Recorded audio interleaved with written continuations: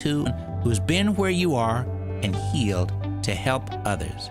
Your call is confidential. 866-482-LIVE.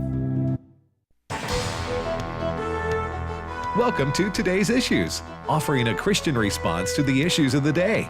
Here's your host, Tim Wildman, President of the American Family Association.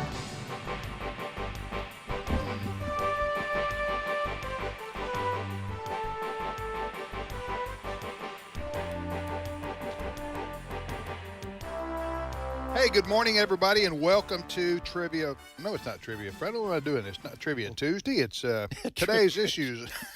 Trivia Tuesday. That'd throw a curveball, wouldn't it? Yeah, not Trivia Tuesday, although we'd like to switch over to that sometimes in this crazy world of news that we live in. But I'm Tim Wildman with Ed Vitagliano. Good morning, Ed. Good morning, Tim. And Fred Jackson. Howdy, Tim. And Chris Woodward. Good morning. So what happened to Ray, Brent? What happened to Ray Pritchard? He's supposed to be on Tuesdays and Thursdays. Not that I'm not glad to have Ed here. But. Yes, sir. He had some things happening today that he made it to where he could not be on the program with us. So he this made morning. a choice. Yes, sir. Okay. Just want to know what he chose. He chose not to be on the show. I think he's supposed to be on Thursday, though. He will be here Thursday. I'm just kidding around. Brother Ray is a wonderful man, and he's God's anointed. I'm not going to mess with God's anointed. He is one of the best Bible teachers in the country. Amen. And true. is much in demand. I don't know if he's traveling now. Maybe he's not traveling now, but he travels a lot teaching at Bible conferences. And check him out. Ray Pritchard at keepbelieving.com is his ministry website, keepbelieving.com. All right, at the bottom of the hour, we will have Bob Vanderplatz on from Iowa. He's been a long-time friend of our ministry, and he will join us. The first Republican votes will be cast in Iowa 59 days. in January, right? Yep. For the caucus there. It's not a primary, it's a caucus state. There are very few caucus states, but we'll talk to Bob. Bob Vanderplatz coming up at the bottom of the hour. All right, Fred, Chris, what's leading the news this morning? Well, let's begin with some news out of Israel, where apparently the Biden administration is now lecturing Israel on how to carry out its war with Hamas. In a story you can find on our website, afn.net, the Biden administration has told Israel that it must work to avoid significant further displacement of Palestinian civilians in southern Gaza if Israel renews its ground campaign aimed at eradicating the Hamas terrorist group, and Israel does appear intent on eradicating the Hamas terrorist group. Israel responded to this by saying, look, Palestinian casualties are happening because Hamas is known to use civilians as human shields. That's why these people are dying in our efforts to eradicate Hamas. So they're a bit of an interesting... Who said what from the Biden administration now about this? What now? Senior U.S. officials is how they're identifying. But it's the Biden administration that's telling Israel how to conduct its own war. We're telling another nation how you must fight. Yeah. And to make that more interesting, this morning, Israel accused Hamas of breaching the temporary ceasefire agreement in Gaza. The Israeli Defense Forces claimed Hamas fired shots at Israeli troops who responded with fire, and Israelis were lightly injured. Well, first of all, I am shocked that Hamas could not be trusted to keep the ceasefire. This has never happened before. No, they constantly have attacked Israel when it's supposedly a ceasefire over the years. I did want to ask, and I don't want to sidetrack us here from this. Fred, you might have some comments on what Chris just said. But there's news this morning that Hamas transferred a 10-month-old Israeli hostage and family to a separate Palestinian group in Gaza. First of all, I didn't know there was another terrorist group separate from Hamas in Gaza. Yeah, it was news to me as well. Okay, but this is going to be disheartening for the family and parents or whatever of this 10-month-old. Who keeps what kind of evil, wicked people keep a 10-month-old hostage? Yeah. Hamas. Hamas, yeah. Yeah. Hamas. And they're moving it, giving it to another terrorist group that's not a part of the negotiations with Israel. Listen, what Israel's engaging in right now, and I don't know what percentage you would put on it. If you had you know how you see one of these fundraising thermometers out for different charities and such. Right. But I'm thinking, just my judgment, that Israel is 50% complete with their military exercises to eradicate Hamas. It's going to get more difficult, I think, now for the next couple of weeks because when they engage again, because remember, Hamas has tunnels everywhere underneath Gaza. They operate out of underneath mosque and hospitals because they know that the Israelis are not going to fire on those places. So their ammo, their meeting places are safer than, you know what I'm saying? Right. It makes it much more difficult because if Israel fires on a mosque, Israel's firing on our places. Religious building. Yes. So they know that, so they hide there. Right. You know, so it's going to get more. It's going to get more negative in the news. I'm talking about probably for Israel in the next couple of weeks. Yeah. Go ahead. Yeah, no, it was interesting. Just to go back to our lead story there.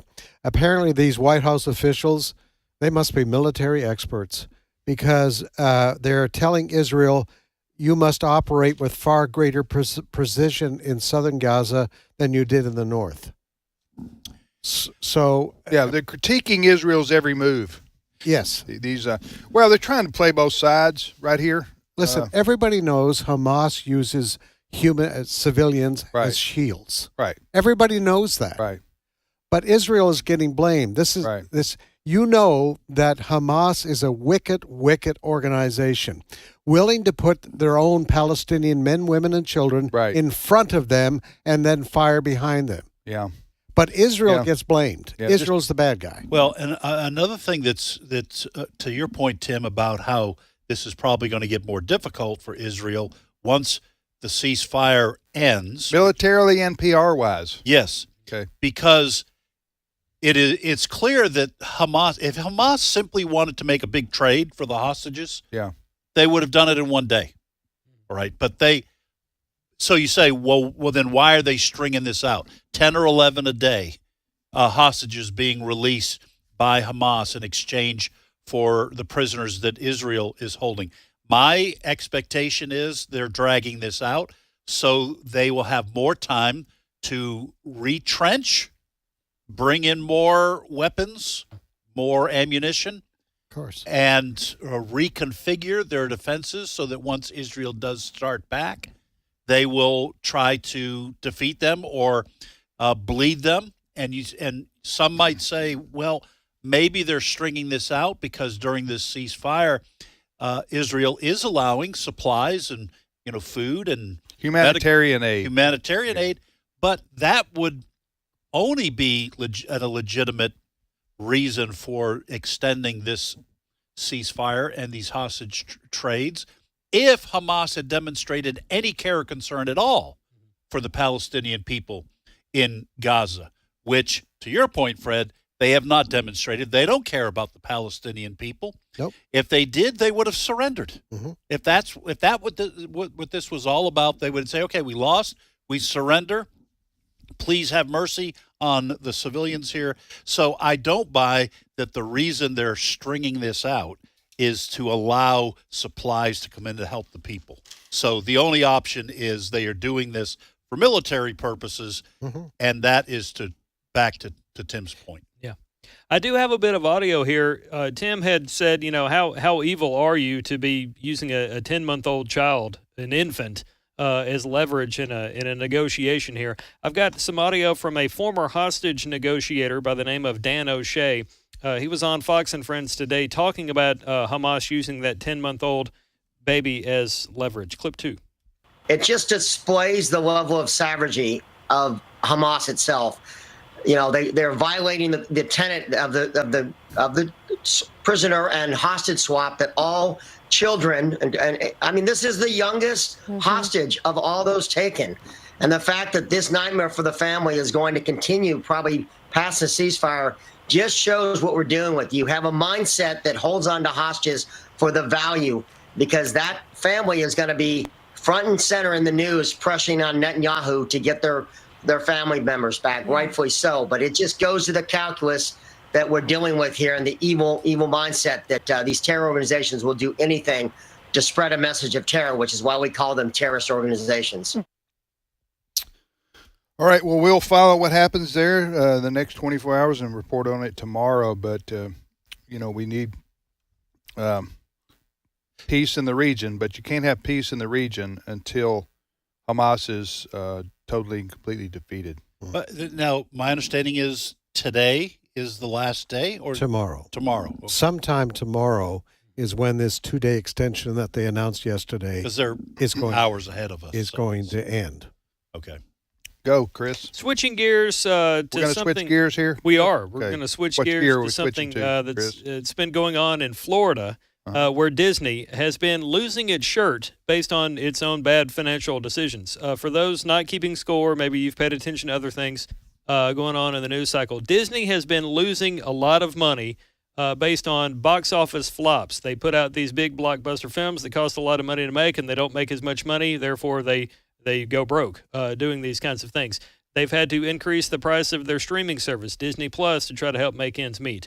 To add to the problems for Disney, this week, they put out, there was an SEC Commission annual report in which Disney acknowledged that, quote, "We face risks relating to misalignment with public and consumer tastes and preferences for entertainment, travel, and consumer products." End of quote? End of quote. Okay. All right, what you got here, by the way, Disney, I think, is based out of California. Yes, thank you very much. That's I was thinking of Disney World. That's their corporate headquarters are in California. Of course, they have the Disney theme parks in Florida, as well as the Disney theme parks in California and some internationally. Bottom line here is Disney had to report that their stocks have tanked. Mhm. Why? And they have a fiduciary and legal responsibility to report on the status of their company and why this is. So this language that they used in this filing with these Securities and Exchange Commission, the SEC, they had to say, Ed, this is business language, okay? They say, quote, this is Disney talking now. They're explaining why they're losing so much money.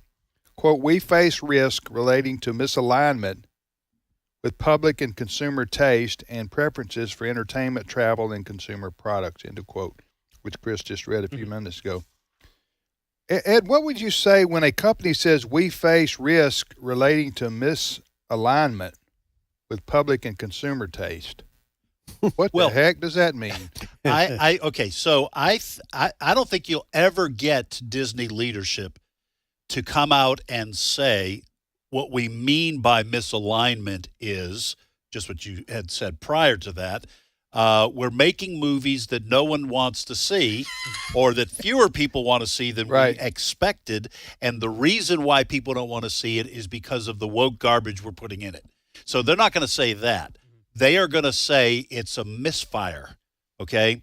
We are not aligned with the people who... Yeah, and who aligns? And that's... If you're misaligned, who's doing the aligning? That's right. That's what Jonathan Turley is saying in his article, his op-ed, I guess he wrote for The Hill, I think is where this first appeared, is he's saying what Disney won't tell you is that they have to explain to the people who invest in the company why they're losing so much money. They had 4 flops in 2023 that Disney spent about $1 billion on. Now, that it didn't cost them $1 billion. Movies. They did make some money on these, and those 4 productions were Ant-Man and the Wasp, Quantumania, The Little Mermaid, the live-action version of the hugely popular animated film, Indiana Jones and the Dial of Destiny and Secret Invasion, which was part of the Marvel Universe. It never went to theaters. It was part of their streaming offerings. But here's the thing. You've also got Snow White coming up. That's probably going to be that's going to be a disaster, I think. You have the main I think actress. they've renamed it Snow White Privilege. Well, the actress I playing don't Snow think White that's going to work. has done them no service. The actress who's playing, I don't know her name. She's a nobody. She's to the left of woke people. Yes. We're talking about the one who's going to play Snow White. Snow White. And she's not white. And she's not white. She's a person of color, Right. but she trashed the original Snow White Yeah. that everyone loved. Right. And basically said, women don't need men. We don't need the prince, and just She trashed her hammered it. own movie. Yes. Her own story, basically. And these live action films are meant to draw people to the theater once again to see a beloved tale told not in animated fashion, but with live action. And so they're essentially saying, you know what? We're tossing the original story out that you liked and going to give you something else. And you know what? You're not going to like what we're selling. You know what, Disney? Just and this goes for all classic stories, movies, books. What these woke people? By woke people, I'm talking about the cultural Marxist, the ones who believe that they have to change everything because of the how would you say the old narrative? The old narrative is corrupt. Yeah. So they need to change everything to become politically correct. That's another way of using it. And so my thing is, no, leave the classic stories and movies alone. If you want to promote your ideology, create something new and different and promote it that way. Okay, I don't agree with it, but do it in some kind of an original fashion. Don't try what Disney's trying to do here and some of these other companies. They're trying to play off the successes of the traditional stories and then, as you say, Ed, shoehorn their ideology in. And so they're really wanting to put their movement on the backs of success stories like Walt Disney. Right. Like Snow White or whatever other films they've tried to do this on with these remakes that they're trying to. So it's not working, at least at the scale that Disney had intended it to work. People are rejecting that. So they're losing a lot of money. Disney, that's the bottom line. Their stocks are going way down, and they're having to explain it to people. And all they've said is that they've misaligned. Well, and let me just tell you, I talk to nerds. Okay, I talk to nerds all over the place. Why are you looking at me? No, I wouldn't talk. No, you are not a nerd, Tim, because in terms of nerd, I'm an intellectual. You are an embarrassment when it comes to Star Wars and Star Trek. You're just you consistently say the wrong thing because you're not a nerd. Yes. So, okay. But I talk to nerds. They are not happy with what Disney has done with the Star Wars franchise that they now own and the Marvel franchise that they own. These nerds are very upset with Disney, and I'm not just talking about for Christian or moral or even worldview reasons. Right. Disney's destroying these franchises, and that is also going into the fallout, the financial fallout that Disney's experiencing. You mentioned the Indiana Jones movie that came out early in the year or last year. It was in June of 2023. Right. This past summer. Okay. So I thought that was Paramount. No, Disney owns the rights to some or all of Lucasfilm now. So Disney does have this latest film on its platform. But the Indiana Jones trilogy, the original trilogy, we all remember, plus Kingdom of the Crystal Skull, they were Paramount movies, which is not Disney. It is not. You can watch the 4 films prior to this Disney one on Paramount Plus. You have to have Disney Plus to watch the new one. It's kind of like from Amazon. It's kind of like, and you'll get this, Tim, being a nerd. But the 3 most recent Spider-Man movies, right? Okay, they are actually owned by Sony, right? But Disney acquired certain rights, right? So it's kind of like buying sports players for your team. Yeah, I guess you could put it that way. Yeah. In other words, if somebody used to play for the St. Louis Cardinals, well, the Atlanta Braves paid them more, and now they work for them. Yeah. Is that sort of like it was? Yeah, you could put it that way. In that analogy. And this now, we want to be fair. Yes, folks, we try to be fair on this program. We're not saying that wokeness is the only reason why Disney is having financial problems. Right. There are huge changes ongoing in the way people consume entertainment. Mm-hmm. And I would also say Indiana Jones and the Dial of Destiny, which I did not see, probably it lost money simply because people said, "Are you kidding me? Another one? Another one? How old is Harrison Ford?" Yeah, he's 81. He's 81 years old. I don't want to go see Indiana Jones. They used special effects to make him look younger for certain flashbacks. Yeah, but you can, like the Rocky movies, you can make one too many, okay? Yes. You can. Rocky's going into it's like, in the come ring on, again. Man. How many times can a guy? They did make one where he was like 60, getting back in the ring Rocky? to fight again. Mm-hmm. Sylvester Stallone? Yeah. Rocky Balboa is the name of that one. Yeah. I've seen them all, plus the Creed films. All right, so no Carpenter songs in any of those films. I mean, who wants to go see Indiana Jones in the wheelchair of destiny? Okay, nobody wants to see that. And I am not making fun of people in wheelchairs, You're folks. a nerd. and interestingly enough, Harrison Ford is now playing a Marvel character in an upcoming TV series. He's still doing. He's going to do another movie. He's going to play the Red Hulk. I'm not making it up. You're. See, this is now you're just making. I mean, Tim's brain's just going to start to. I'm picking up on that malarkey. No, dead serious. Yeah, he's gonna be. He replaced a guy, an actor that passed away, and so basically he's taking up that guy's character. And they're so the guy passed away and couldn't do the movie. Yeah, that's the way it works. That's what I hear. Well, give it time because artificial intelligence. We're gonna have a new John Wayne movie before long. Well, you probably got a point there. All right, I don't want to think about Harrison Ford in that way as a Red Hulk, whatever. That's not American. Okay, so tell you what, let's go ahead and take our break right here. I think it's a good time for a break on this show. Trivia Tuesday. We're just one live radio mistake away from probably having our FCC license revoked.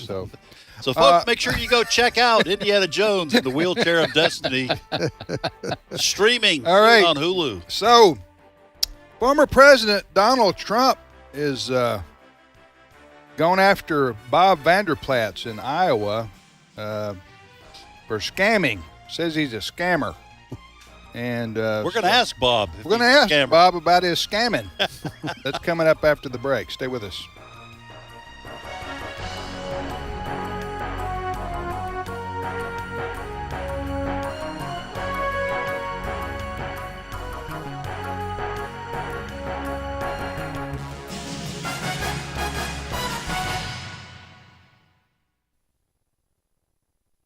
It's my turn. Here is your host for My Turn, Don Wildman. Do not neglect to do good and to share what you have. Those are words from the book of Hebrews. One day, 3-year-old Amanda Smith got to visit a local fair in London. She had a really great time. She enjoyed herself so much. The only thing she regretted was that her baby brother, Georgie, wasn't with her at the fair. And after thinking it over for some time and remembering how much the fair meant to her, she decided she wanted Georgie to go. So she took Georgie and set out for the fair. Several hours later, the two were found a half a mile away, cold and hungry, but unhurt. You know, it's a tender story if you will but think about it. A little child found something she liked. She found something worth sharing, and she wanted to share it with her little brother. Because she loved him, she wanted Georgie to have a chance at something which had meant so much to her. And she was determined to make sure that he had a chance to do exactly that. Followers of the Nazarene are like little 3-year-old Amanda. They have found something that means so much to them. that they want to share it with those they love. And in order to share it with others, they're willing to sacrifice. Of course, they learned this desire from the one who gave it to them. He was so excited about the good news that he had to share it with those around him. Even when faced with danger and threat of life, he did not cease from sharing what great things he had found with those who were near him. Suppose for a moment that a doctor, having searched for many years for a cure for cancer, suddenly found that cure. Don't you think he would be so excited that he'd want to share that discovery with everyone in the world, and especially with those who have cancer? Think of how much joy and happiness and pleasure it would give that doctor to see cancer patients cured of their illness because of the cure he had found. That, too, is the feeling of those who have discovered the healing power of the carpenter of Galilee. They have found a cure for the cancer of sin, selfishness and prejudice and hatred and littleness, and all the other things that keep men and women from living the abundant life. The followers of the way have found something which gives their life meaning and purpose and hope. Why shouldn't they want to share it with those who are still searching? Amanda found something that meant so much to her that she wanted to share it with a loved one, Georgie. Any doctor who discovers a cure for cancer and doesn't share it with the world would be called a fool. It's just natural, then, that those who have found the way wish to share it with others. To share our best with another is one of life's greatest privileges. This has been My Turn with Don Wildman, a production of the American Family Association. What no eye has seen, what no ear has heard, and what no human mind has conceived, the things God has prepared for those who love Him. 1 Corinthians 2:9. American Family Radio.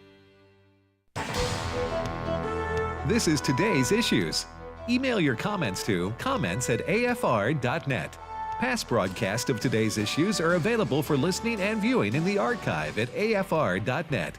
Now, back to more of Today's Issues. Hey, welcome back to Today's Issues on the American Family Radio Network. Thanks for listening to AFR. Tim Wildman here with Ed Vitagliano, Fred Jackson, and Chris Woodward. Well, the first vote in the 2024 presidential election, of course, we have to go through the primary process, right? Democrats and Republicans. I don't know what Robert F. Kennedy is going to do. What party's he? He's an independent. Mm-hmm. They don't have primaries, right, Ed? That's correct. You can't, as an independent, you can't run in the Democratic primary. I wonder how that's going to work. He just has to get on the ballot in every. He'll have to for the general election. For the general election in all the states. All right. So anyway, the Republicans vote in Iowa in January, and that's a caucus state, not a primary state. And joining us to talk about this and other things is our friend Bob Vanderplatz, president of the Family Leader. Good morning, Bob. Hey, Tim. How you doing, man? I'm doing well. Good to hear your voice. Where do you live in Iowa, just so we can dox you here? We live in Des Moines. You live in Des Moines? Des Moines. Okay. Well, anyway, tell us about your organization, the Family Leader. Well, Tim, basically the Family Leader, our goal is to inspire the church to engage this arena of government, both from elections and policy, for the advancement of God's kingdom and the strengthening of families. And God has blessed it above and beyond, and it's a unique niche. It's a tough needle to thread at times, but it's an important needle to thread, as you well know. Well, you basically you're doing on a state level in Iowa what we do, American Family Association does national. You bet. And we love partnering with you guys. You've been a great national partner for a long time. Absolutely. Well, we admire your work and appreciate the folks in Iowa who stand for traditional values, and you've been a leader there for many, many years. Okay, so you probably didn't expect to have the former president of the United States call you a scammer, but he did. And what I'll just read what. Okay, so just the backdrop here. Bob has endorsed Governor Ron DeSantis of Florida. Okay, who's been in Iowa campaigning, he's the underdog. He's trying to win that state and beat Donald Trump, who is the favorite to win the Republican nomination. However, because Bob endorsed Governor DeSantis, here's what Donald Trump tweeted. It didn't tweet, he Truth Social, which gets repeated on X, which used to be Twitter. Everybody got that? I got it. I got you. Starring Harrison Ford. So Bob, he says, Bob Vanderplatz, the former high school accountant from Iowa. Are you a former high school accountant, Bob? No, I'm not. There's a lot wrong with that Truth Social or tweet. But one is, I've never been a high school accountant. Okay. I used to teach accounting at the high school level, but I've never been a high school accountant. Well, President Trump says you're a high school accountant with a capital A for accountant. Anyway, that you, Bob, will do anything to win, and something which he hasn't done in years. He's more known for scamming candidates. All right, so this is a serious situation. I'm poking fun at it, but I don't know why is the former president accusing you of being a scammer? Quite frankly, because I didn't endorse him. I think what it does is shows his obsession with my endorsement in the state of Iowa. He knows that I got behind Mike Huckabee in 2008, and obviously Huckabee came from behind to win. Rick Santorum in 2012, Santorum did the same thing. And then Ted Cruz in 2016. And so I think what it also shows, though, Tim, is that he understands Iowa is in play. And that's why he's going not just me, but also Governor Reynolds and anybody else that chooses not to be loyal to him or to endorse him. And as I've said in my tweets back, this is not against the former president at all. I still consider him a friend. But this is for the future of our country. And I really believe we need a bold and courageous leader that can win and then serve 2 terms versus being a lame duck on day one. Is that why? Why did you endorse Governor DeSantis? Well, it's pretty much for that. Matter of fact, I was always leaning towards Governor DeSantis because he has been just a stellar governor. And the entire nation's watched what Florida has done, taking on the woke agenda, how he handled COVID, treating Floridians like adults, giving them freedom, people flooding to Florida from states like California. That's why I think this Newsom debate is going to be a great debate.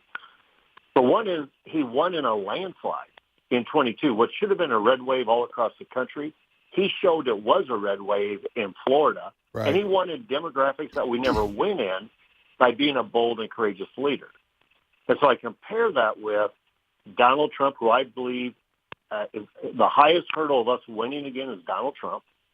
If he does win, he's lame duck on day one. I don't know who's going to go with him to be part of his team because everybody's getting sued into financial distress or ruin, and he's shown no propensity to have their back. Where DeSantis can serve 2 terms with a great team, and so this is about the future of the country, not against Donald Trump. Gotcha. Well, that's the... everybody has their pluses and minuses, their positives and negatives. Right, Ed? Even nerds like me? even non-nerds like you. But and it triggers some people when you criticize the former president, talking about Donald Trump. And it shouldn't. We should be able to talk about the candidates and what they believe and what they stand for without being accused of, quote, being disloyal.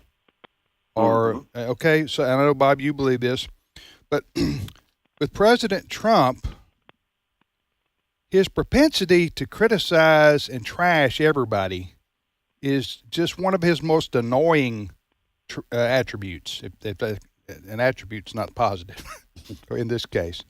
And I don't know, in your case, what he says, he's basically saying, Bob, that you take bribes. And you base your endorsement on how much money people pay you, and that's slander.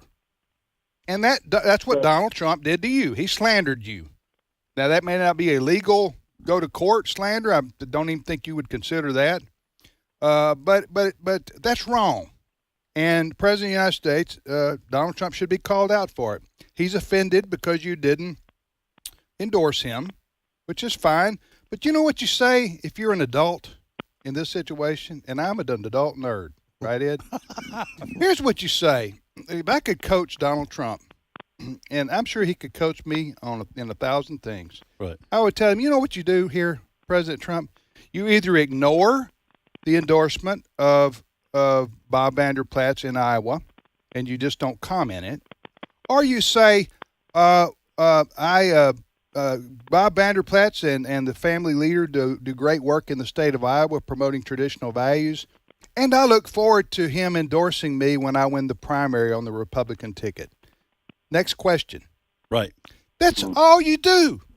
You don't call somebody a scammer who's not and say they take bribes. This is the unnecessary, petty stuff that just gets Donald Trump in trouble over and over and over again, and I'll call it unnecessary for the very reasons I just mentioned. So, go ahead, Bob.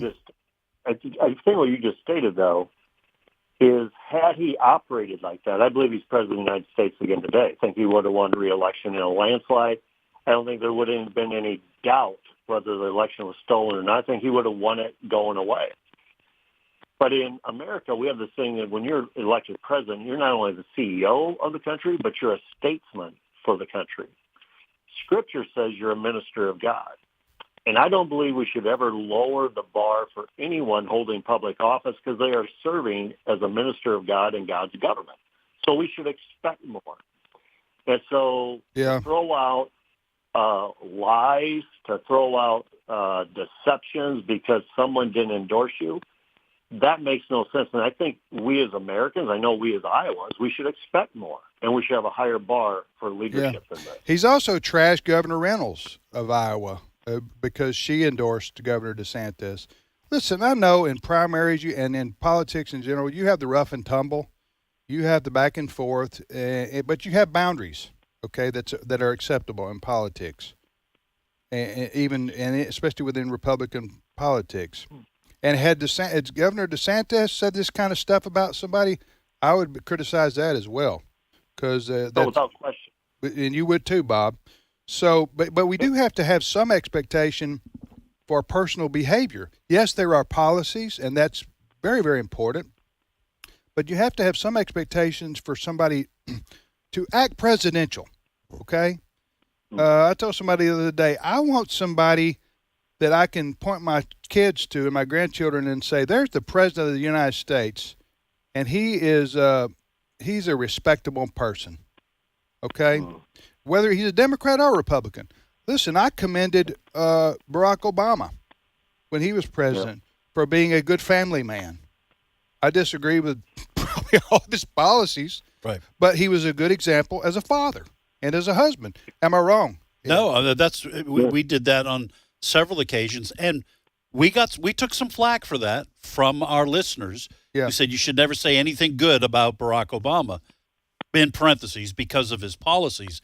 But I don't think there's anything wrong with acknowledging when someone does the right thing in Area A, even if you disagree with Area B, C. Yeah. All right, tell us about this caucus process, Bob, without putting us to sleep. How does this work? Because most states have primaries. You guys do a caucus. How does this work? Well, let me dive into that caucus in just a minute. But the first thing I want to piggyback on Tim is Governor DeSantis and Governor Reynolds are two of the country's best governors for everything they've done for the family movement. And to throw them under the bus because they're not loyal to you, again, that's not leadership. We need somebody that we point our kids to and say, we want you to grow up to be like him, like her. Yes. The caucus process is simply this. It's people gather together. Some of it will be in neighborhood homes. Some of it might be in churches or in community buildings, but it's in neighborhoods. It's in precincts. And they just don't show up to vote. But it's where different neighbors get to stand up and they get to make like a 2 to 3 minute case why they're backing Ron DeSantis, why they're backing Donald Trump. there's some back and forth discussion. And after they have the discussion and everything's basically out in the open where the neighborhood is, then they take a vote amongst that precinct, amongst that neighborhood. And then they turn in the votes.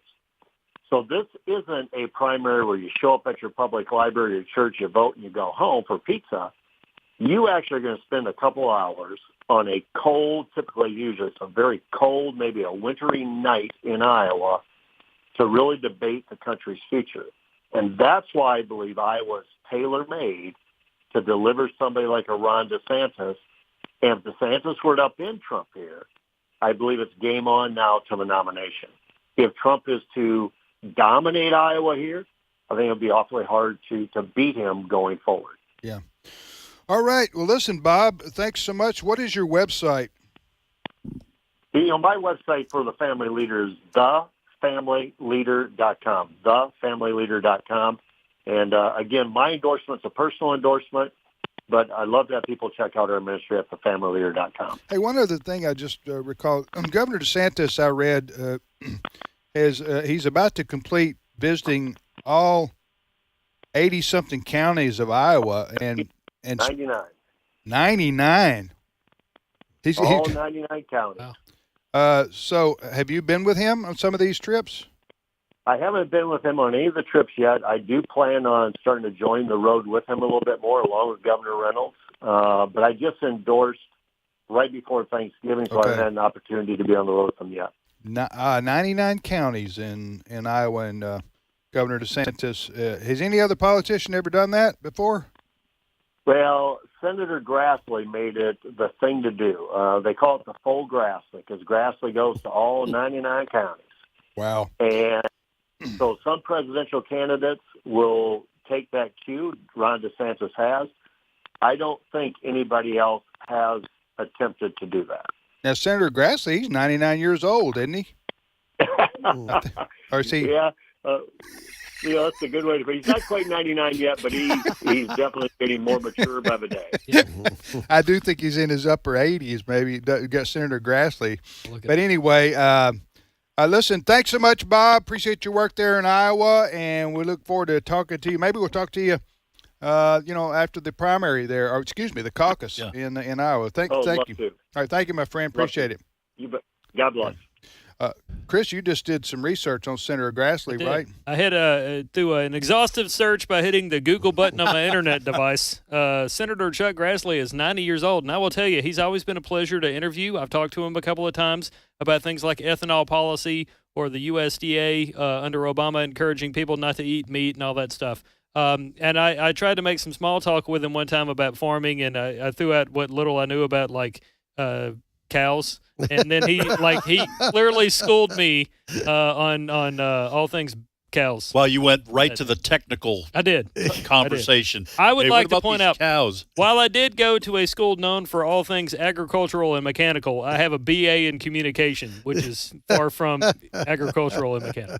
I liked what Bob Vanderplaats said. I think he's spot on in terms of the importance of Iowa. Mm-hmm. I think. Although all the people that in the Republican, in terms of the Republican nomination process, although the individuals he mentioned that have won on the Republican side in Iowa did not go on to win the nomination. Correct. But in this case, I think if Governor DeSantis does not win Iowa, I think Bob is exactly right. He's going to have a hard time breaking through. He has to win Iowa. He knows that. That's why he spent so much time there. Yes. Yeah. Even if he wins Iowa, it's still a tough uphill climb. But he's got to win Iowa. You've got you've got Iowa, then New Hampshire, and then South Carolina. Is that the order? That's right. And then Nevada, which is also a caucus state. Yeah. Okay. I think those are the only two caucus states. Yeah, you're right. Donald Trump, the former president, is favored and is leading, if you believe the polls. And the polls, you believe polls if your guy's leading, right? That's what I always say. If your guy's losing, you don't believe those polls. Right. So that's the way they polls can't be trusted. That's the way polls work. Yeah. No, that's right. We're all prone to that. Yeah. So anyway, but I think the consensus of the polling shows that the former president is ahead. And way ahead. Way ahead in most places, most states, right? So it would be, in order to get momentum to defeat Donald Trump, DeSantis or Nikki Haley, for example, right, does need to win, or at least have a great showing. I would say win, but in Iowa, then you got New Hampshire, and then you got South Carolina. So Nikki Haley's probably counting on the Palmetto State, her home state, to bank on a win there. To bank on it, but to hope for a win there. And these underdogs like DeSantis, like Nikki Haley, you need an upset victory to get to get some attention, to give voters in other states like Super Tuesday a pause on who they might want to vote for. That's the hope. That's kind of like the overall strategy. You've got to win one or two of those first three, especially. Because you're exactly right. People who are going, I'm just probably going to vote for Trump. You've got to give them reason to go, well, no, wait a second. Maybe I should take another look at Nikki Haley or Ron DeSantis. The Bob Vanderputz does bring up a good talking point for the opponents of President Trump in the primary. That is this. It's a talking point. It's not necessarily an end-all, be-all point. But when he says we need somebody who can serve 2 terms, President Trump could only serve 1 term if he were elected, and some people call that an immediate lame duck situation. I'm not saying I believe that. I'm just saying as Trump says, some people say. Right. That's what Trump always says. Some people say, and then he inserts what he wants to say, but he'll attribute it to some people. All right. So anyway, that's the situation. Iowa will use it 59 days from now. 59 days. January 15th, I think. You do have to be a dedicated American to go out, because it's going to be, as it always is, it's going to be a cold night in Iowa, in the Midwest. Yeah. All right, what's the next story, Chris? I have an interesting political story here, sticking with politics for just a minute. In Charleston, South Carolina, they have just elected their first Republican mayor in Charleston, South Carolina, since 1877, just a few years ago. The guy's name is William Cogswell, and he was on Fox and Friends earlier today. Interestingly enough, he got support from including Democrats to help him get over the hump and become the first Republican mayor-elect in Charleston since 1877. Clip 5. People just wanted to see pragmatic solutions to their problems, and we ran on a ticket of putting residents first, and it worked. How did you win over Democrat voters? Because in order to win this election, you had to get some Democrat votes. Absolutely. And technically the race is nonpartisan in Charleston, but everything seems to be partisan these days. And we were able to garner a wide berth of support by, again, putting local issues at the forefront and coming up with very pragmatic solutions. So, yeah, we were able to put together a lot of Democrats to back us, and we're proud of that, frankly. Now, I bring that in because from time to time on this show for about 6 months now, we've had a story about a Democrat turning Republican or somebody turning a blue area red or something of that sort. We're probably going to continue to see more of these going into next year, which might give you an indication of where the country is going when they actually vote in November of next year. And where was that? Charleston, South Carolina. I'd be interested to know. He didn't specify what the issues were, but it'd be really interesting if it was, for instance, the economy, because that is a big issue right now. Yeah. Believe it or not, yesterday the Democrats were still defending Bidenomics and saying the country is better than what 80% of the Americans are feeling right now. Yeah. And they throw out, for instance, things like, look what happened Black Friday. Sales were up, et cetera, et cetera. But the flip side, what they're not saying is, yes, sales were up, but a lot of people are using credit card. The story behind the credit card use is that We're at $1 trillion in credit card debt in this country right now. $1 trillion. It's never been that way. So people are using plastic. It's because they don't have the money to do what they want to do, the cash. Yeah, it's been, Biden has taken up for the supply chain doing great things, and stores were fully stocked and all these other things, and it's a result of his policies. He wants us to believe. Other people would tell you that it's just simply people going back to work after COVID. They either got over it or they just moved on, or governors allowed them to return to the workforce, and therefore stuff is being made now, thank goodness. Not necessarily for Biden's policies, although he does continue to say so, and so does his spokesperson. Well, tell me what president or politicians ever said, thanks to me, our country's economy is in the tank. That's fair. And well, as we've always said on this show, presidents probably get too much credit for when things are going well, and they get too much blame. Like when a quarterback usually on a football team. Yeah. Too much credit, too much blame. But anyway, generally speaking, on presidential elections, well, not generally speaking, almost every time, Americans know what's really going on. Sure. Right. Even if you try to tell them differently. And the interest rates and the cost of the inflation that's not going backwards anytime soon, not going down. Well, it's supposed to be a temporary inflation, but it's not. Americans know when they leave their favorite grocery store with just 2 bags and say, I just spent $100. Yeah. I know. For 14 items. It's nuts. Yeah. I went shopping with my wife over Thanksgiving week. And you were helpful. Weren't you? No, you weren't. I'm never helpful. You did drive, probably. But it was I forget. It wasn't a lot. It was $90-something. I know. And of course, we're putting the stuff on the conveyor Scanner? belt, huh? On the conveyor belt for the scanning. Well, I don't like going to the self checkout. My wife does.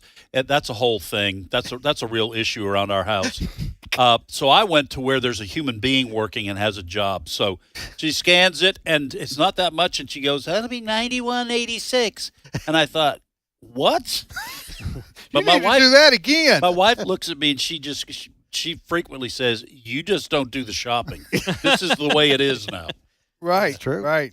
It's true. So I'm with you on although I'm slowly converted over to the self scan. Yeah.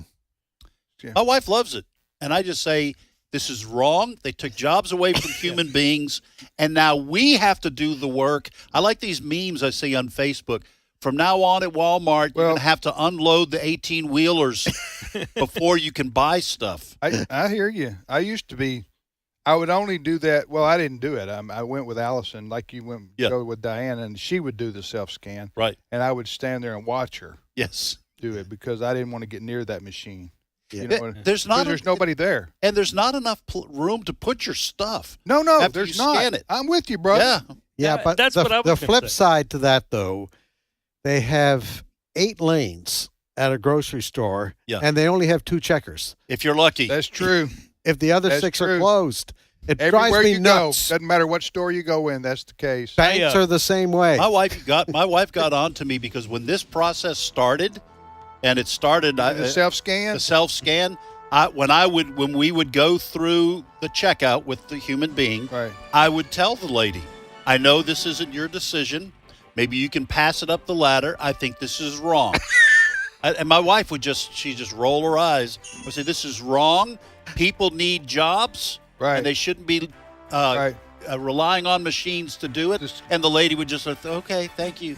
And my wife would say, why are you saying that to her? It's like your corny jokes. She doesn't care.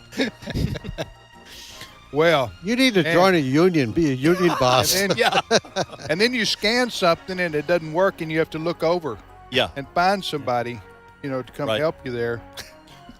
I don't know. And you yell out. Like my grandmother used to say, what are you going to do? Nothing. We'll be back in 5 minutes. Stay with us. The views and opinions expressed in this broadcast may not necessarily reflect those of the American Family Association or American Family Radio. Faith, family, freedom. American Family Radio. Oh, Lord, please let me make it. Please, Lord. or American Family Radio. I missed the show again. Can't find the time to catch the live shows? No worries. Wait, what? You can listen and download all your favorite shows for free. For free? That's right, for free. Just visit the podcast page on afr.net. AFR.net. This is American Family Radio, a listener-supported ministry of the American Family Association.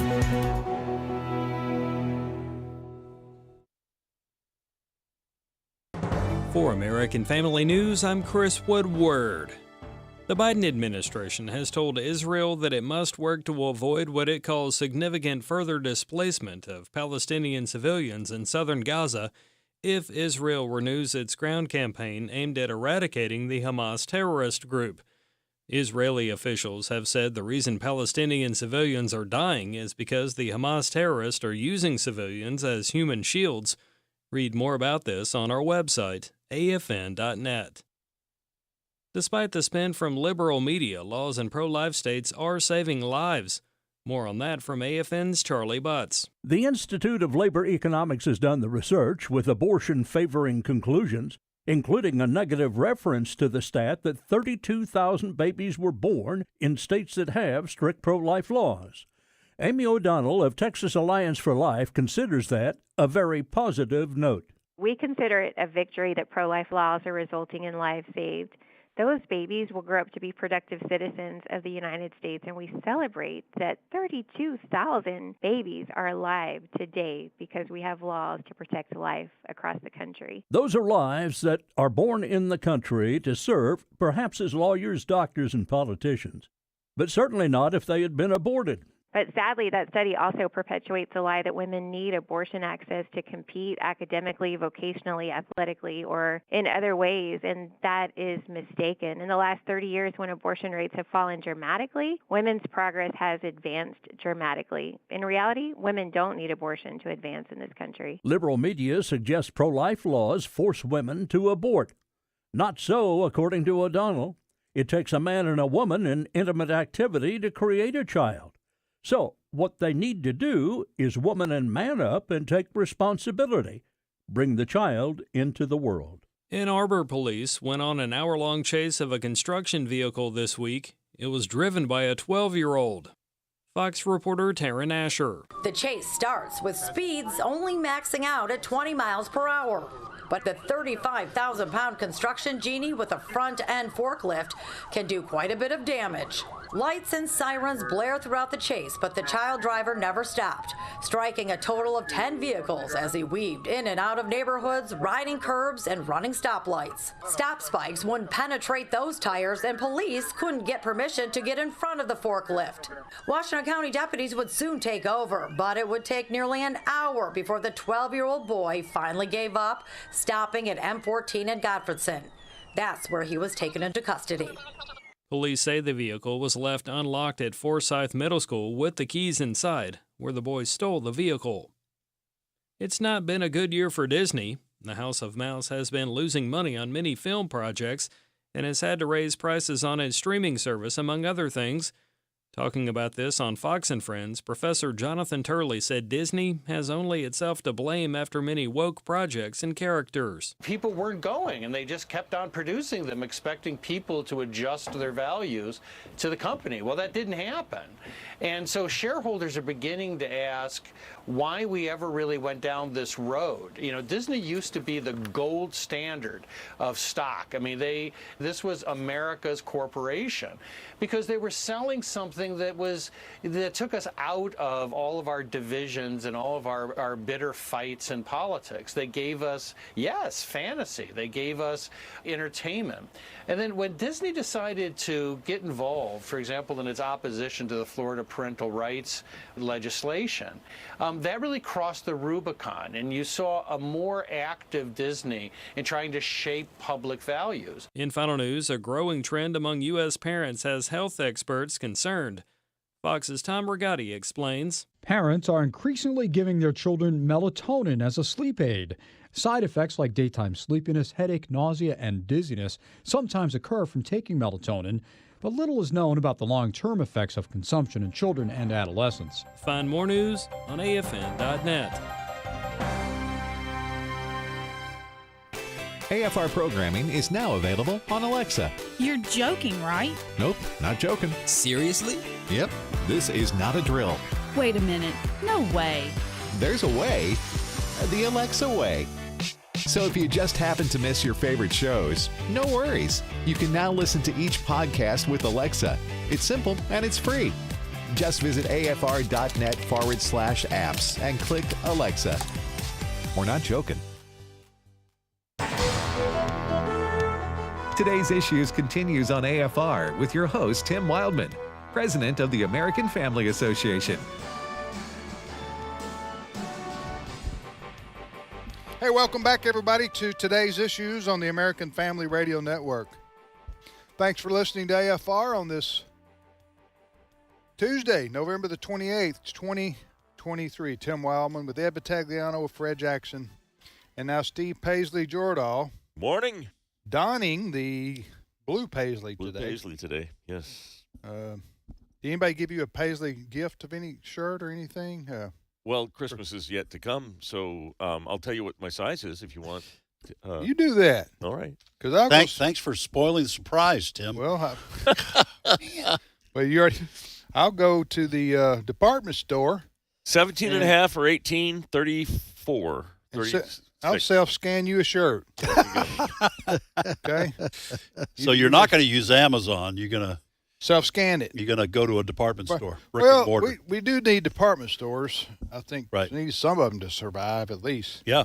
Some people like to go actually try on stuff. Well, look at it. Hold it. Who's the left going to loot if there's no department stores left? Well, department stores and just stores, brand name stores. You need stores to go in and buy Steve, stuff. I think that's an unfair characterization of what the left is doing. Those are mostly peaceful protests. You talking about the smash and grabs? The smash and grab? Yeah. Trying to feed their family? There are people who are feeding their family on TVs and mink coats. Just need a sandwich. That's all to get me through the day. All right.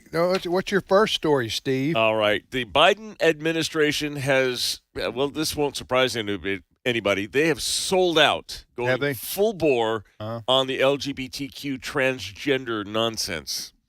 So I brought it into the story, meaning you guys already know that the Republican attorneys general of about 20 states have sent a letter to the Department of Health and Human Services because HHS has said you cannot adopt or foster a child, the foster care system, unless you respect that child's gender identity and dress them the way they want to be and use the pronouns that they want to. If you don't agree to that, you can't foster.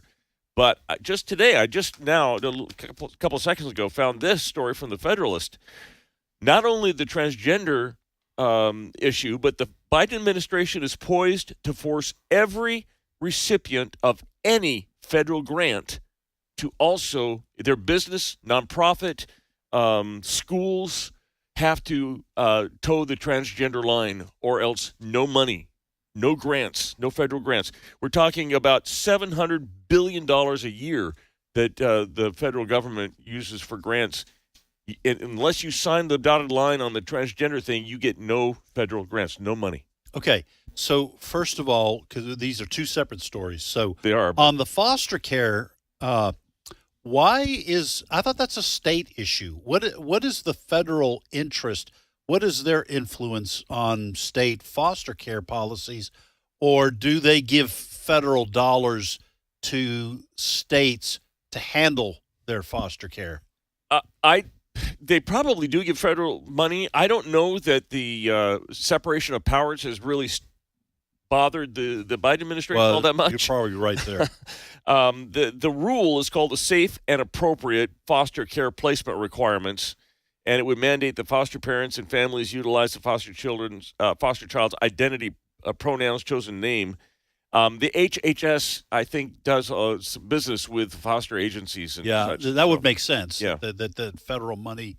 And listen, and to that story and to the follow-up story you had, this is why it is important for Christians and Christian nonprofits, Christian colleges, Christian whatever, as much as possible to divest yourself from the federal government, because when you get BDS, what's that? BDS, boycott, Yes. divest, and sanction the federal government. Because when you are tied to the federal government through that money, and you get an administration in office like the Biden administration that is so anti-God, you're going to wind up having to fend off. I'm mixing metaphors terribly here, but the camel will get its nose under the tent, and you're going to be fending off the federal government for 4 years or 8 years or however long administrations like this are in power. This is a form of extortion. Yes, it really is. It's tyranny. This policy also applies in other areas. The Biden administration they're borrowing money like crazy, but they're tying, for instance, federal contracts for bridges and roads. You're not going to be able to, if you're a construction company, you will not be able to apply for those projects unless you agree with these policies. Right.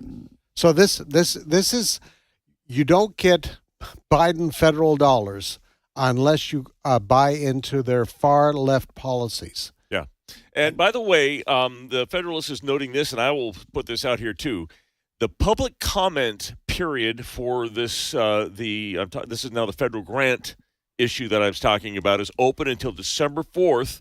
Anybody can go and put a comment in the case of what we would suggest is that you say, do away with this policy. It's anti-Christian. It's anti-God. It's tyranny.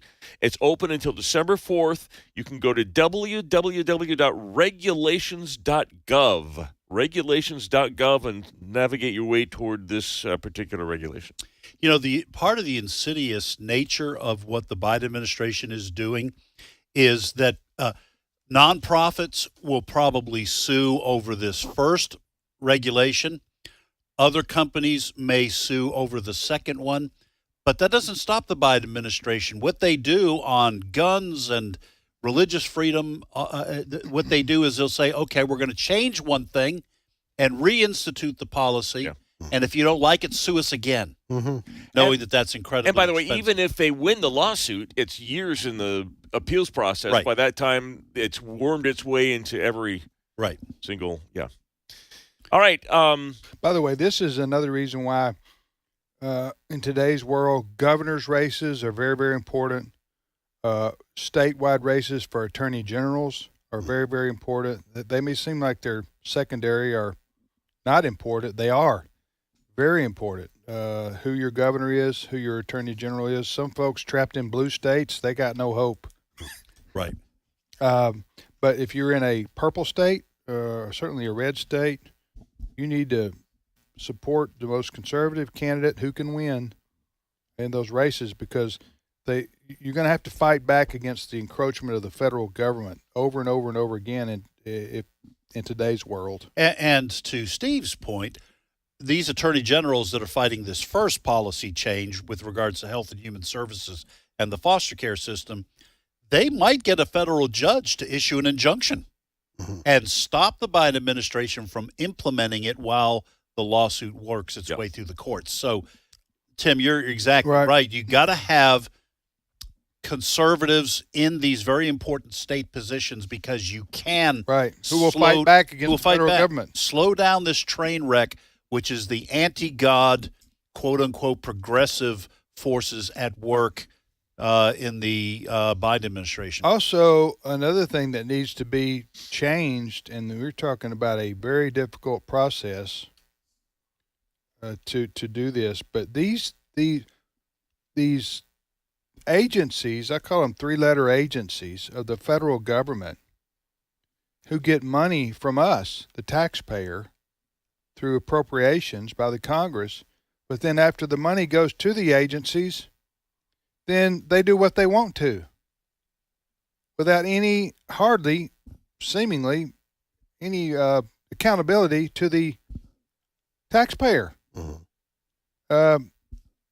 You see what I'm saying? Yeah, because a lot of times Congress, which is supposed to have oversight, they don't oversee. They don't oversee it, because all we get are these omnibus bills that just simply continue to funnel money, and then the authority for changing the regulations is inside the three-letter agency. There, so many of our daily life is ruled not by laws that Congress passes, but by regulations that are passed that nobody elected these people to write these regulations.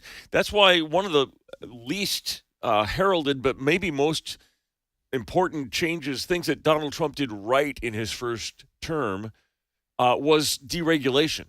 I mean, he undid a lot of this stuff, and Joe Biden's bringing him right back. But by the way, and a perfect example of what you just said, Steve, what we've been talking about, we alerted our supporters about the Federal Communications Commission, the FCC, that Biden's appointment of a Democrat to be the chairperson of the FCC, that this is common.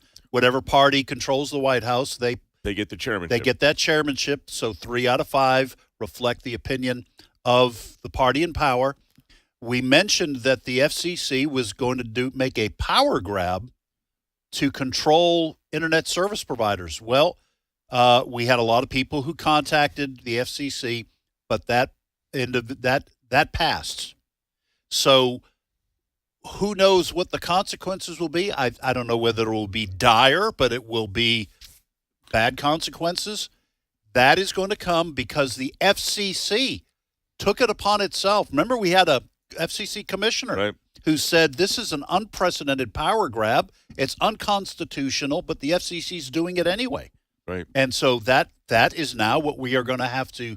We're going to have to see what happens. Who gave the government the responsibility of being involved in the internet at all? And I will say the same thing's coming with AI. Governments are scrambling to see who can control that. It's a technology. It doesn't belong per se or just by default to a government. Right. There was a jaw-dropping moment on Sky News the other day. And when I say jaw-dropping, I mean literally. So Kay Burley, who's the Sky News news presenter, the anchor there, was talking with Israeli government spokesperson Elan Levy. And she said, I'm going to play you what she said. There's a little gap in here, about 2 or 3 seconds. And literally he's speechless. His eyes go wide. His jaw drops open at what was said. It's if it wasn't so cringeworthy, it would be kind of amusing. But let's listen to cut 11.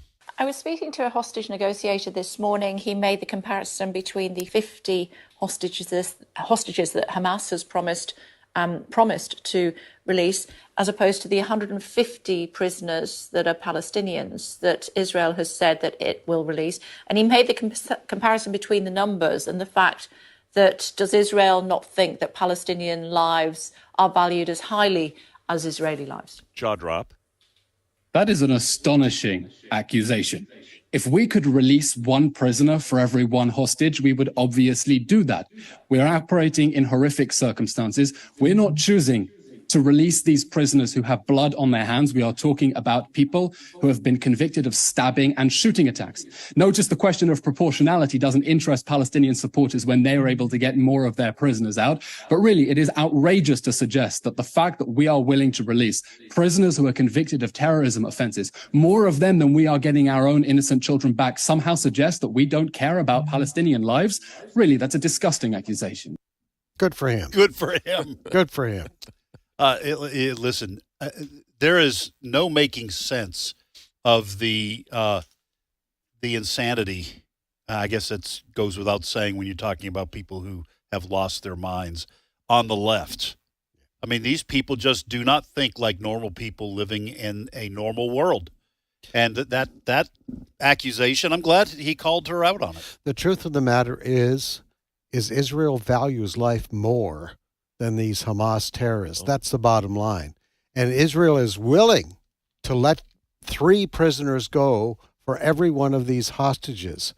We've mentioned before, just several years back, Israel gave up 1,000 Palestinian prisoners for one IDF soldier.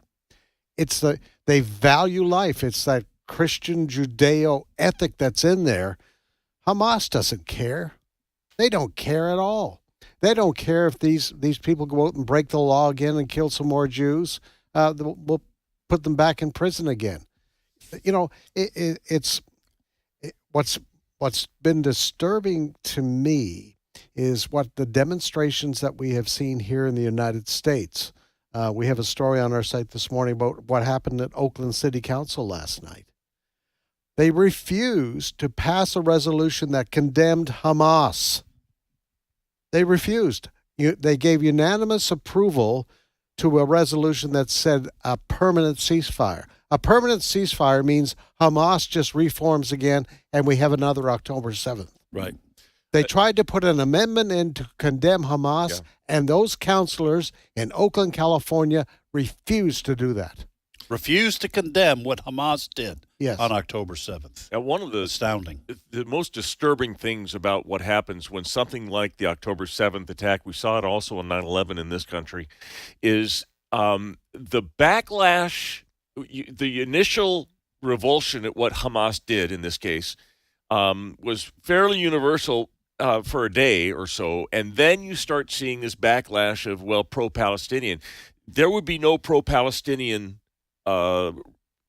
demonstrations. The campuses wouldn't be full of people saying free Palestine had Hamas not gone and butchered Israelis. So in a way, it's worked out for them. That it's disgusting because it just encourages more and more of this. We saw this also in Ireland. Ireland? Ireland. Ireland. Hey. So there was an Algerian immigrant who was an Irish citizen, been there 20 years, and he, for some reason, went and stabbed 3 children, Irish children. Well, that got the hackles up, and they started some demonstrations. So in response to the demonstrations, Ireland is now proposing a bill. It's kind of a hate crimes bill that would make it illegal to post any meme or internet communication that is critical of Muslims, of the Muslims. So again, a guy stabs children, and the end result is a pro-Muslim, an anti-free speech law. Listen to this is. Going to hear from first. You're going to hear from Irish Green Party Senator Pauline O'Reilly.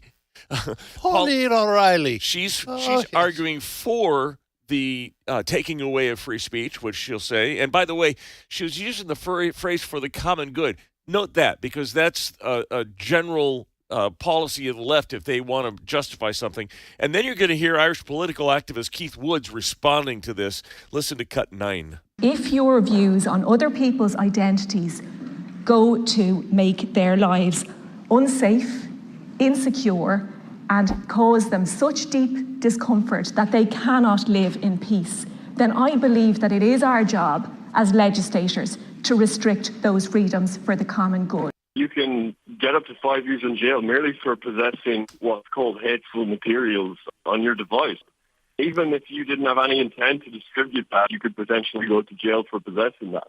Eventually, these laws will come to everywhere in the West if we don't fight back. But this is an especially bad example of it. Oh, the lefties are salivating at this concept and idea and potential law. Not only in Ireland, they would love to put that all over the West, where they get to determine what hate speech is, and then they get to ban you from participating in society. Or put you in prison. Yeah. You know, this concept of the common good, some of our listeners may not know this, but the Founding Fathers also talked about the common good. It's not a leftist label, but here's the difference in the application of it. The Founding Fathers wanted freedom and liberty to be protected by the government, and the outgrowth of that freedom and liberty would benefit everybody. Yes. That was how they referred to the common good. The way these leftists and commies and cultural Marxists use common good is we will decide what is good for everybody, and we will accomplish it by restricting individual freedom. Right. Because the individual is the enemy of the statist. Right. The people who want state power, individual liberties is a threat to that. Yeah. So that's the opposite of the way the founders viewed the common good. You just bingoed. Other way. The left specializes in this, which is redefining terms. Exactly what you said. The founding fathers wanted the common good to be freedom for the common good. The left just takes that phrase, which everybody associates with positive feelings of, patriotism and everything, and they turn it on its head and say it's really a source of. Well, Democrats have been doing that. One of the phrases they've been using since Biden got elected president, so-and-so is a threat to democracy. Right. What that person said is a threat to democracy.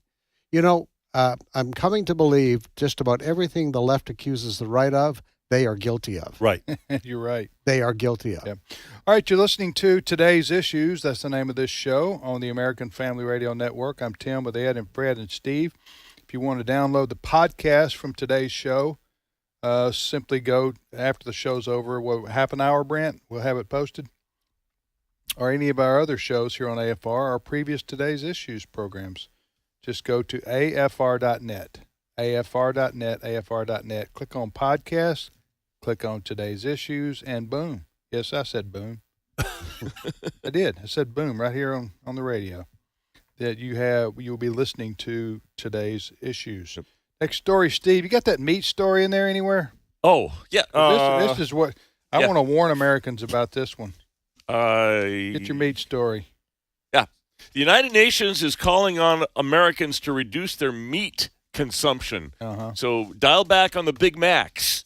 Why is this, Steve? Why does the UN care about Americans eating meat? Well, because meat comes from cows, and cows produce greenhouse gases. Come from other animals too, right? Yes. Otherwise known as plant food.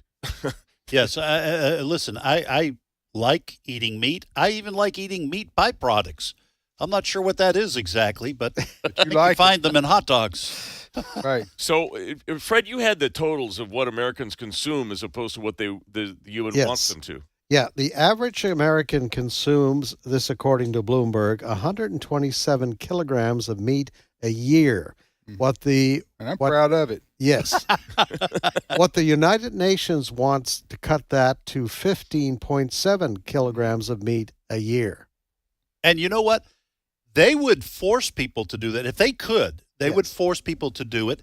And you would hear exactly what we heard from this Irish representative who just spoke, this woman who just spoke. They would say, this is for the common good. Right. We're going to have to restrict your individual freedoms for the common good. Yes. That's it. Less meat, more potatoes.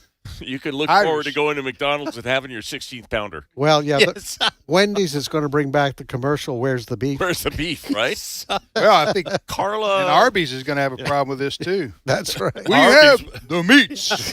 Arby's would go out of business. They would, because they have the meats. We have the meats. All right. So Zach, I reject that idea. I do, too. In fact, I rebuke that. Let's vote. I rebuke all who that. reject the United Nations trying to restrict our meat consumption.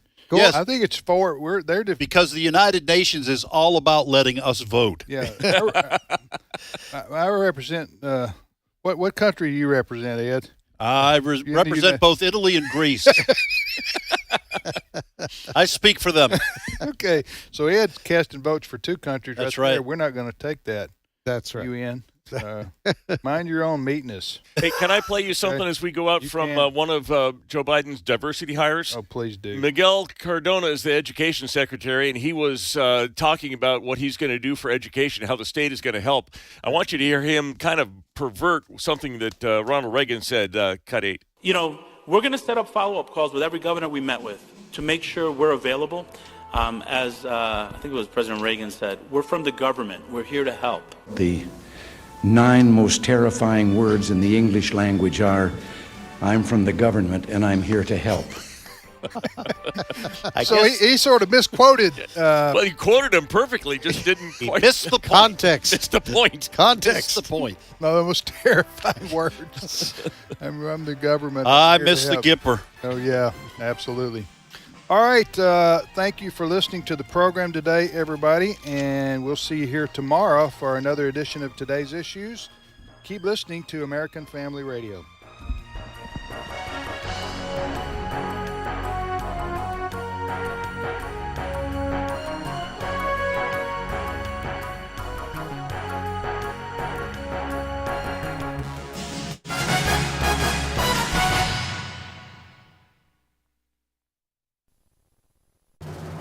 Hello, everyone. I'm Tim Wildman, president of American Family Association.